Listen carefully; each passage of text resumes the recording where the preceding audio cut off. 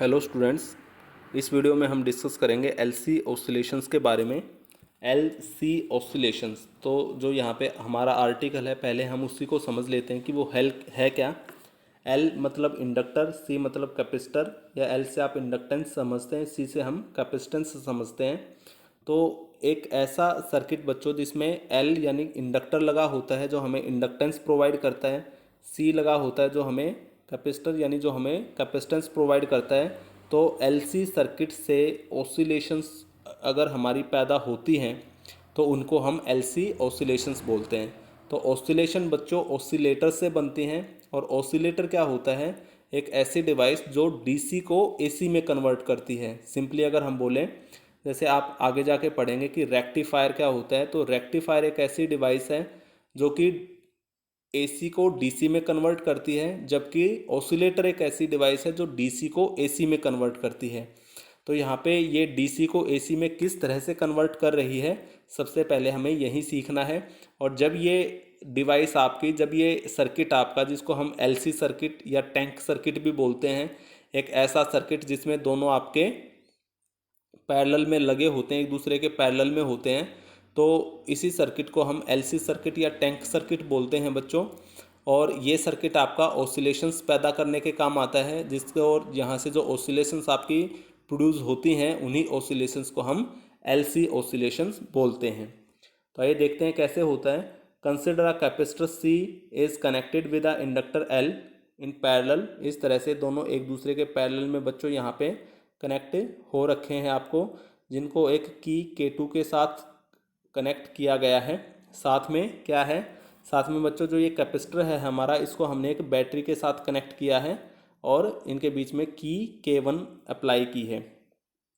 तो क्या होगा, as key K1 is closed the cell charge the capacitor with a potential difference that is V is equal to Q by C. ये आप first unit में पढ़ चुके हैं। C is equal to Q by V होता है, तो V जो है वो क्यू बाई सी हो जाएगा।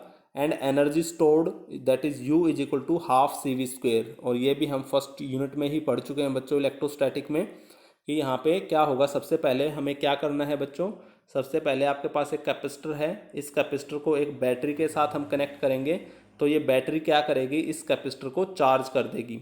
तो यहाँ पे पोटेंशियल डिफरेंस जो आएगा इसकी दोनों प्लेट्स के बीच में, वो होगा V is equal to Q by C. और यहाँ पे जो एनर्जी स्टोर होगी बच्चों, वो होगी हाफ सी वी स्क्वेयर। तो इस तरह से सबसे पहले हमने ये काम किया। अब उसके बाद हमने क्या किया, इस की K1 को हम ओपन कर देंगे, वापस से K1 को रिमूव कर देंगे। ऑन रिमूविंग की K1 and plug in K2, तो हम K2 को प्लग इन कर देंगे बच्चों। तो क्या होगा, बैटरी का कनेक्शन आपका ख़त्म हो जाएगा यहाँ से, सिर्फ हमारे पास अब हम सिर्फ कंसिडरेशन में इस सर्किट को लेंगे जो हमारा ये एलसी सर्किट है, जिसमें सिर्फ इंडक्टर और कैपेसिटर लगा हुआ है। तो क्या होगा, ऑन रिमूविंग की K1 and plug in K2 the capacitor discharges through L। अब ये कैपेसिटर जो है बच्चों, ये डिस्चार्ज होना स्टार्ट हो जाएगा, क्योंकि हमने इसको बैटरी से चार्ज किया था। अब ये डिस्चार्ज होना स्टार्ट होगा, यानी अब जैसे ही हम की K2 क्लोज करेंगे, इस कैपेसिटर की वजह से सर्किट में आपका करंट फ्लो करेगा। और क्योंकि L यहाँ पे लगा हुआ है इंडक्टर, ये इंडक्टर इंडक्टेंस प्रोवाइड करवाएगा, यानी एक तरह का रजिस्टेंस ऑफर करेगा इस करंट के रास्ते में। और कैपेसिटर जो है आपका, वो धीरे धीरे, जैसे सेल हमारा ख़त्म होता है उसी तरह से कैपेसिटर भी आपका धीरे धीरे डिस्चार्ज होना स्टार्ट हो जाएगा। जैसे सेल हमारा डिस्चार्ज होता है उसी तरह से कैपेसिटर यहाँ पे डिस्चार्ज होगा। किसके थ्रू डिस्चार्ज होगा, एल के थ्रू, क्योंकि यहाँ पे बच्चों एल ही एक ऐसा कंपोनेंट है यहाँ पे जो कि इसके करंट के रास्ते में अपोजिशन पैदा कर रहा है, तो इसलिए एल ही इसको डिस्चार्ज करने का काम यहाँ पे करेगा। When capacitor is fully discharged, the energy stored in inductor in the form of magnetic energy। तो यहाँ पे ये भी काफ़ी इंपॉर्टेंट पॉइंट है बच्चों। जो कैपेसिटर होता है वो आपका एक ऐसी डिवाइस है जो इलेक्ट्रोस्टैटिक एनर्जी को स्टोर करने के काम आता है, और जो इंडक्टर है वो एक ऐसी डिवाइस है जो मैग्नेटिक एनर्जी को स्टोर करता है। और आगे जाके हम ये पढ़ेंगे भी कि जो मैग्नेटिक एनर्जी इंडक्टर में स्टोर होगी वो होगी E is equal to half L I square.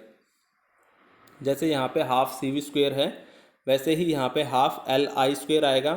तो यहाँ पे क्या होगा बच्चों, ये इंडक्टर मैग्नेटिक एनर्जी कैसे स्टोर कर रहा है, ये हम एक डायग्राम, इसकी जो साइकिल होती है, यानी ये चार्जिंग और डिस्चार्जिंग की जो साइकिल यहाँ पे चलेगी आगे, वो मैं आपको एक दूसरे डायग्राम की हेल्प से शो करूँगा, उसको हम डिस्कस करेंगे बाद में।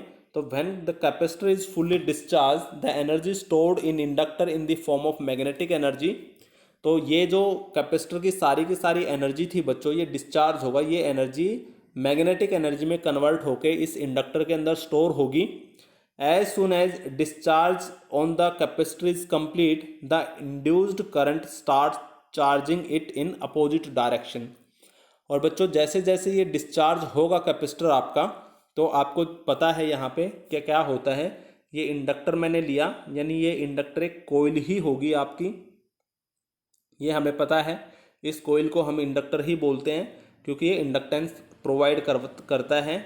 और इसको अगर हमने किसी के साथ, सोर्स के साथ कनेक्ट कर रखा है, यहाँ पे करंट फ्लो करेगा, तो बच्चों यहाँ पे मैग्नेटिक फील्ड पैदा होगा, इस तरह से मैग्नेटिक फील्ड पैदा होगा।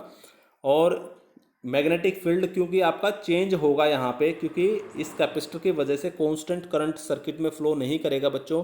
कैपेसिटर आपका धीरे धीरे डिस्चार्ज करेगा और करंट आपका जीरो से लेके मैक्सिमम तक जाएगा। तो इसी वजह से ये जो करंट है वो चेंजिंग करंट होगा। अगर करंट चेंज होगा बच्चों, तो ये मैग्नेटिक फील्ड भी आपका चेंजिंग मैग्नेटिक फील्ड होगा। और इसी चेंजिंग मैग्नेटिक फील्ड की वजह से यहाँ पे इसके अंदर एक इंड्यूस्ड करंट पैदा हो जाएगा बच्चों, जो कि आपके पेरेंट करंट से अपोजिट डायरेक्शन में होगा, जो कि हमने लेंज़ लॉ में सीखा है पहले ही फर्स्ट पार्ट में, EMI में। तो लेंज़ लॉ कहता है कि लेंज ने ये बोला कि यहाँ पे जो करंट है, इंड्यूस्ड करंट, उसकी डायरेक्शन आपके पेरेंट करंट की डायरेक्शन से अपोजिट होगी, या जो वोल्टेज यहाँ पे पैदा होगी बच्चों, उसकी जो डायरेक्शन है वो इन पेरेंट वोल्टेज, जो आपकी पेरेंट वोल्टेज है, उससे अपोजिट होगी। तो वो जो अपोजिट वोल्टेज यहाँ पे पैदा हो रही है बच्चों इंडक्टर के थ्रू, वो इस कैपेसिटर को अपोजिट डायरेक्शन में चार्ज करना स्टार्ट कर देगी। यानी ये डिस्चार्ज हो रहा है, बट साथ ही साथ ये चार्ज भी होना, जैसे यहाँ पे एनर्जी आएगी मैग्नेटिक एनर्जी, वो आपकी EMF इंड्यूस्ड जो है उसकी फॉर्म में आएगी, और बच्चों वो इस कैपेसिटर को वापस से अपोजिट डायरेक्शन में चार्ज करना स्टार्ट कर देगी। तो as soon as the discharge on the capacitor is complete the induced current start charging it in opposite direction, thus energy takes once from the cell given to the capacitor keeps oscillating between L and C। तो बच्चों क्या होगा, सबसे पहले हमने यहाँ पे जो DC है, यानी डायरेक्ट करंट की हेल्प से इसको कैपेसिटर को चार्ज किया था। तो एक तरह से हमने इनपुट में DC डाला, यहाँ पे इनपुट में DC दिया, और उसके बाद बच्चों क्या हुआ, इस DC के बाद यहाँ पे जो कैपेसिटर है आपका, उस कैपेसिटर को ने अपने आप को डिस्चार्ज किया, उस कैपेसिटर ने अपने आप को डिस्चार्ज किया और L के थ्रू जो वो है डिस्चार्ज होना स्टार्ट हो गया। फिर ये जो इलेक्ट्रोस्टैटिक एनर्जी है आपकी कैपेसिटर की, ये मैग्नेटिक एनर्जी में चेंज हुई। उसके बाद बच्चों इसी मैग्नेटिक एनर्जी की वजह से जो आपका इंड्यूस्ड वोल्टेज यहाँ पे आई, उसने कैपेसिटर को अपोजिट डायरेक्शन में यू कैन से चार्ज कर दिया। तो फिर से मैग्नेटिक एनर्जी आपकी इलेक्ट्रोस्टैटिक में कन्वर्ट हो गई। फिर से क्या होगा बच्चों, अब कैपेसिटर क्योंकि आपका अपोजिट डायरेक्शन में चार्ज हो चुका है, तो मान लिया फर्स्ट केस में करंट आपका इस तरह से ऊपर से नीचे की तरफ अगर फ्लो कर रहा था ऐसे, यानी एंटी क्लॉकवाइज डायरेक्शन में था, तो अब करंट जो है सर्किट में वो क्लॉकवाइज डायरेक्शन में इस तरह से फ्लो करेगा। तो एक बार करंट आपका एंटी क्लॉकवाइज डायरेक्शन में फ्लो करेगा, एक बार क्लॉकवाइज डायरेक्शन में, एक बार एंटी क्लॉकवाइज, एक बार क्लॉकवाइज। तो बच्चों इस करंट का अगर हम ग्राफ ड्रॉ करेंगे, तो क्योंकि करंट आपका चेंजिंग करंट होगा लगातार, ये मैक्सिमम भी होगा और मिनिमम भी होगा। तो मैक्सिमम, मिनिमम, मैक्सिमम, फिर डायरेक्शन चेंज हो जाएगी बच्चों यहाँ से मैक्सिमम, मिनिमम। तो इस तरह से करंट अगर आपका ऐसे इस तरह का ग्राफ अगर शो कर रहा है, तो ऑब्वियसली ये करंट कैसा करंट होगा बच्चों, अल्टरनेटिंग करंट। तो इनपुट में आपने डायरेक्ट डाला और मिला आपको अल्टरनेटिंग। तो इस तरह से हम कह सकते हैं कि ऐसी डिवाइस जो DC को AC में कन्वर्ट करे उसको हम ऑसिलेटर बोलते हैं। और सिंपली ये टैंक सर्किट जो होता है, यानी जिसमें एक इंडक्टर और एक कैपेसिटर लगा होता है आपका पैरेलल में, ये सर्किट ही आपका टैंक सर्किट होता है बच्चों, जो कि ऑसिलेटर की तरह काम करता है। और एक बार करंट देने के बाद, एक बार इसको एनर्जी देने के बाद ये लगातार आपको इसी तरह से ऑसिलेशंस प्रोवाइड करता रहेगा। और जो ऑसिलेशंस यहाँ पे पैदा हो रही हैं उनको हम LC ऑसिलेशन बोलते हैं। तो इसकी आपकी एक साइकिल होती है बच्चों, जिसमें ये कैपेसिटर आपका डिस्चार्ज भी होगा पहले और फिर चार्ज भी होगा। तो दूसरे फिगर की हेल्प से हम उस साइकिल को भी डिस्कस कर लेते हैं यहाँ पे कि किस तरह की साइकिल यहाँ पे चलेगी, और लगातार वही साइकिल आपकी रिपीट होती रहेगी। और जो इलेक्ट्रोस्टैटिक एनर्जी है वो मैग्नेटिक में, और फिर उसके बाद मैग्नेटिक जो है वो इलेक्ट्रोस्टैटिक में चेंज होती रहेगी। तो आइए डिस्कस कर लेते हैं उस फिगर को भी। तो बच्चों ये हमारा वो फिगर है जिसमें हम इस साइकिल को डिस्कस कर सकते हैं। LC ऑसिलेशंस की जो साइकिल आपकी चलेगी उसको हम डिस्कस कर सकते हैं। तो सबसे पहले देखिए बच्चों, सबसे पहले हमने क्या किया, बैटरी से इस कैपेसिटर को जब चार्ज किया तो ये कैपेसिटर आपका अब फुली चार्ज है। तो इसकी जो अपर प्लेट है उस पर पॉजिटिव चार्ज है मान लिया, और जो लोअर प्लेट है उस पर नेगेटिव चार्ज है। तो यहाँ पे करंट अभी फ्लो करना स्टार्ट नहीं किया है बच्चों, जस्ट हमने इसको चार्ज किया है। I अभी आपका 0 है यहाँ पे। अब क्या होगा, अब ये कैपेसिटर डिस्चार्ज होना स्टार्ट होगा बच्चों। तो धीरे धीरे कैपेसिटर की प्लेट्स पे जो चार्ज आया है वो कम होना स्टार्ट होगा। यानी पहले चार्ज अगर आपका मैक्सिमम है यहाँ पे, फिर ये मिनिमम होना स्टार्ट होगा आपका। और बच्चों जो करंट है आपका वो इस तरह से एंटी क्लॉकवाइज डायरेक्शन में अभी फ्लो कर रहा है। तो जैसे ही करंट आपका इंडक्टर के थ्रू फ्लो करेगा, करंट क्योंकि चेंज हो रहा है तो यहाँ पे मैग्नेटिक फील्ड पैदा हो जाएगा। इस तरह से इस मैग्नेटिक फील्ड को हम यहाँ पे रिप्रेजेंट कर सकते हैं। और बच्चों क्योंकि करंट धीरे धीरे आपका बढ़ रहा है, तो जैसे ही करंट मैक्सिमम होगा जो फील्ड है वो भी मैक्सिमम हो जाएगा हमारा। और साइमल्टेनियसली क्या होगा बच्चों, जैसे ही ये फील्ड आपका मैक्सिमम हो रहा है तो यहाँ पे जो इंड्यूस्ड EMF होगा, इंड्यूस्ड वोल्टेज होगी इस इंडक्टर के थ्रू, वो इस कैपेसिटर को उसी टाइम पे अपोजिट डायरेक्शन में चार्ज करना स्टार्ट कर देगी। जैसे कि आप यहाँ पे देख पा रहे हैं, यहाँ पे चार्ज जो पॉजिटिव चार्ज है वो ऊपर है, यहाँ पे भी ऊपर है। अब कैपेसिटर आपका फुल्ली डिस्चार्ज हो चुका है, यानी ना तो अपर प्लेट पे पॉजिटिव है ना ही लोअर प्लेट पे नेगेटिव है। ये फुल्ली डिस्चार्ज हो चुका है। सारी की सारी जो इलेक्ट्रोस्टैटिक एनर्जी है वो मैग्नेटिक एनर्जी में कन्वर्ट हो चुकी है, इसलिए यहाँ पे मैग्नेटिक फील्ड मैक्सिमम हो जाएगा। और अब बच्चों क्या होगा कि यहाँ पे जो इंड्यूस्ड EMF है वो इसको अपोजिट डायरेक्शन में चार्ज करना स्टार्ट कर देगा, यानी नीचे पॉजिटिव और ऊपर आपका नेगेटिव आ जाएगा। उसके बाद क्या होगा, उसके बाद जैसे ही कैपेसिटर आपका अपोजिट डायरेक्शन में फुल्ली चार्ज हो जाएगा बच्चों, फिर से वही कंडीशन आ जाएगी कि करंट आपका 0 होगा और कैपेसिटर अब आपका फुल्ली चार्ज है।